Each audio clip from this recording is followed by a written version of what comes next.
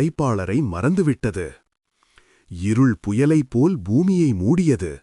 மக்கள் தங்கள் தேவைகளுக்காக மட்டுமே வாழ்ந்தனர். ஆனால் அந்த இருளின் நடுவில் இன்னும் ஒருவன் கடவுளின் குரலைக் கேட்டான். அவன் பெயர் நோவா. கிராமவாசி கிண்டலாக, "நோவா, வறண்ட நிலத்தில் கப்பல் கட்டுகிறாயா?" நோவா அமைதியாக புன்னகையுடன், "இது வெறும் கப்பல் அல்ல, கடவுள் என்னுடன் பேசியிருக்கிறார். ஒரு பெருவெள்ளம் வர இருக்கிறது. ஆனால் அவரை நம்புவோர் பாதுகாப்பாக இருப்பார்கள்." யாரும் நம்பாவிட்டாலும் நோவா கடவுளின் வார்த்தைக்கு கீழ்ப்படியினார். அவர் நம்பிக்கையுடன் இரவும் பகலும் உழைத்தார். பின்னர் வானம் திறந்தது. முதன்முறையாக மழை பெய்தது. இடி முழங்கியது. ஆறுகள் பெருகின. பூமி நடுங்கியது. நோவா, அவரது குடும்பத்தினர் மற்றும் அனைத்து உயிரினங்களும் அந்த பெரிய பேழையில் தஞ்சம் புகுந்தனர்.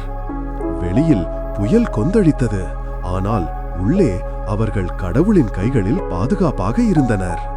நோவா பேழையின் ஜன்னல் வழியாக மெதுவாக, "ஆண்டவரே, நீர் விசுவாசமுள்ளவர். உலகம் விலகினாலும் உங்கள் கருணை நிலைத்திருக்கும்." இறுதியில் தண்ணீர் குறைந்தபோது கடவுள் ஒரு வாக்குறுதியை அளித்தார். நம்பிக்கையின் உடன்படிக்கை. கடவுளின் குரல் மென்மையான எதிரளிக்கும். "நான் இனி ஒருபோதும் பூமியை வெள்ளத்தால் அழிக்க மாட்டேன்.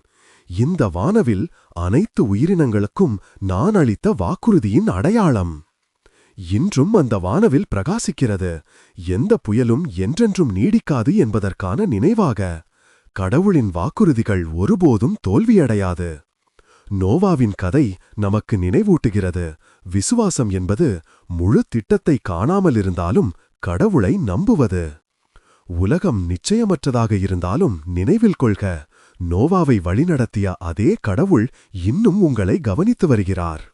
ஆண்டவர் எனக்கு அடைக்கலமும் கோட்டையும் ஆவார். சங்கீதம் 91:2.